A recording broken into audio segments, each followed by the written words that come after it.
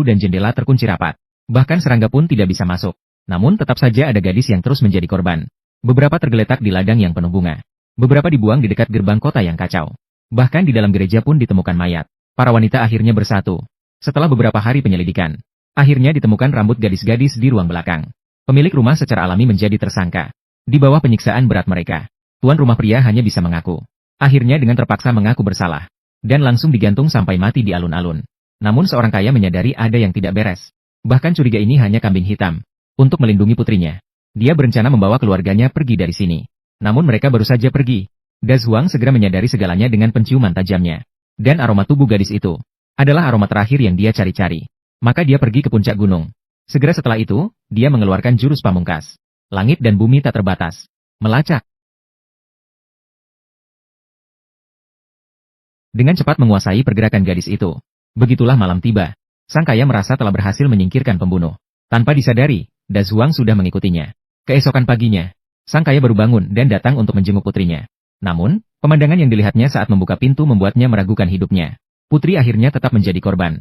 Sementara itu, Dazuang di sini akhirnya berhasil mengekstrak aroma ke-13 yang paling penting. Jadi dia mencampurkan semuanya bersama-sama. Namun, saat dia berencana untuk mencoba aroma luar biasa ini, tiba-tiba para penjaga menemukan tempat ini. Dengan begitu, Dazuang ditangkap. Seorang miliarder yang kehilangan orang yang dicintainya menggunakan koneksinya. Datang ke sini untuk menyiksa Dazuang dengan gila. Namun, dia tetap tidak mengucapkan sepatah kata pun. Tak lama kemudian, hari eksekusi tiba. Namun, tidak ada yang menyadari. Dazuang diam-diam mengeluarkan parfum yang disembunyikan di celah batu. Dia menggenggamnya di tangannya. Saat rantai di kakinya baru saja dibuka, mereka mulai memukul dan menendangnya. Telah menyakiti begitu banyak gadis tak bersalah. Mereka ingin menelan Dazuang hidup-hidup. Dazuang kemudian mengambil kesempatan untuk membuka tutup botol. Dia hanya mencium sedikit. Semua orang seolah-olah terpesona. Dalam sekejap, Dazuang dibawa ke tempat eksekusi. Sangat aneh, adalah dia yang ternyata mengenakan pakaian kepala sipir. Dan datang ke sini dengan kereta mewah. Semua orang tertegun. Seorang penjahat yang sangat kejam. Dengan alasan apa dia mendapatkan perlakuan seperti ini? Sementara itu, Dazuang dengan tenang meneteskan setetes parfum. Menggunakan sapu tangan di kedua sisi lehernya. Begitu dia turun dari kereta, orang-orang tiba-tiba berlutut. Tatapan penuh kebencian perlahan-lahan menjadi sangat lembut. Menatap Dazuang dengan patuh. Bahkan sambil berlutut, tangan mereka juga ikut berlutut. Dan berteriak bahwa Dazuang tidak bersalah. Dazuang tampaknya sudah memprediksi ini. Terlihat dia mengibaskan sapu tangan yang beraroma parfum beberapa kali. Seiring dengan lengan yang turun, semua orang mulai melepaskan diri.